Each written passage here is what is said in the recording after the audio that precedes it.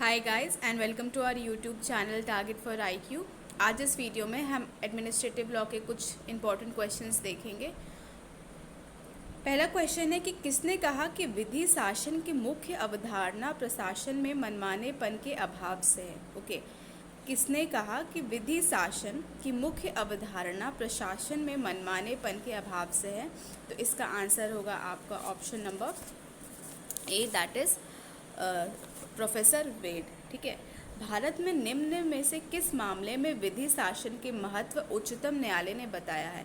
ए के त्रापक बनाम भारत संघ, श्रीमती इंदिरा नेहरू गांधी बनाम राजनारायण, बिहार राज्य बनाम सोनावती कुमारी, उपयुक्त सभी। इसका आंसर ऑप्शन नंबर डी, उपयुक्त सभी। निम्न में से किस मामले में उच्चतम न्यायालय ने कहा कि विधि शासन समस्त संविधान में व्याप्त है और उसका एक मूलभूत सिद्धांत है। इसका आंसर है option number A, Bachchan Singh versus state of Punjab. किस मामले में उच्चतम न्यायालय ने विधि शासन को समस्त मानवीय अधिकारों का प्रहरी माना। ओके, समस्त मानवीय अधिकारियों को प्रहरी माना, रूल ऑफ लॉ को। इसका आंसर है खन्नी तथा अन्य वर्सेस स्टेट ऑफ राज। प्रत्यायोजित विधायन के विकास के कारण है, यानी डेलीगेटेड लेजिस्लेशन के डेवलपमेंट का क्या रीज़न है। पहला है संसद की व्यवस्था, कानून के विषय वस्तु का तकनीकी होना, आपात स्थिति का समाधान। इसका आंसर ऑप्शन नंबर डी, उपयुक्त सभी। निम्न में से कौन सा कथन सत्य है। देखिए, इसका ऑप्शन डी रह गया, वो उपयुक्त सभी है। इसका आंसर है उपयुक्त सभी। विधायिका अपनी विधि बनाने की मूलभूत शक्तियों का प्रत्यायोजित नहीं कर सकती। ओके, जो बेसिक पावर है उसके लॉ बनाने का, उसको वो डेलीगेट नहीं कर सकती है। वह केवल उपविधियों को बनाने की शक्ति का अधिकार को ही प्रत्यायोजित कर सकती है। विधायी शक्ति का प्रत्यायोजन असीमित सीमा तक नहीं किया जा सकता। भारत में सशर्त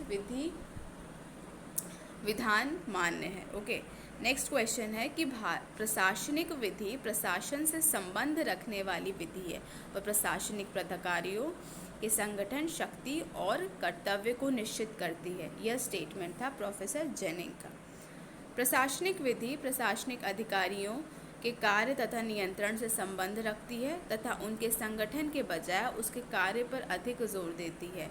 ये भी स्टेटमेंट था प्रोफेसर वेड का। प्रोफेसर वेड का हमने एक और स्टेटमेंट पहले देखा है कि किसने कहा था कि विधि शासन के मुख्य अवधारणा प्रशासन के मनमानेपन के अभाव से। ओके, फिर है सही, आपको मैच करना है, तो इसका भी आंसर ऑप्शन डी, उपयुक्त सभी। फिर है कि प्रशासनिक विधि के क्या स्रोत हैं। तो देखिए, संविधान भी स्रोत है, अध्यादेश भी है, डेलीगेटेड लेजिस्लेशन भी है। तो आंसर है ऑप्शन नंबर डी, उपयुक्त सभी। सॉरी, निम्न में से कौन सा प्रशासनिक विधि का स्रोत है। न्यायिक निर्णय, प्रशासनिक निर्देश, अध्यादेश, उपयुक्त सभी। इसका आंसर भी है उपयुक्त सभी। निम्न कथनों में से सत्य कथन है। प्रशासनिक विधि लोकहित पर बल देती है, सही है। प्रशासनिक विधि क्रिया प्रधान होती है, ये भी सही है। प्रशासनिक विधि शासन के कार्यों के स्वरूप के अध्ययन पर बल देती है, तो ये भी सही है। ओके, देखिए, अब एडमिनिस्ट्रेटिव लॉ में आपको करना क्या है। सबसे पहले तो आप जो है जितने भी प्रीवियस ईयर के बिहार के जो भी MCQs हैं एडमिनिस्ट्रेटिव लॉ के, आप उसको सॉल्व करिए। और आप बेसिकली आई थिंक जो है मेन उसका जो कंसर्न है वो केस लॉज पे है। ठीक है, वो केस लॉ से ज़्यादा क्वेश्चंस पूछता है। तो आप पहले केस लॉज जो हैं, क्योंकि वो थोड़ा बहुत सिमिलर रहता है कॉन्स्टिट्यूशन ऑफ इंडिया से ही, जो क्योंकि एडमिनिस्ट्रेटिव लॉ भी दोनों के जो केस लॉज है लगभग सेम ही हैं।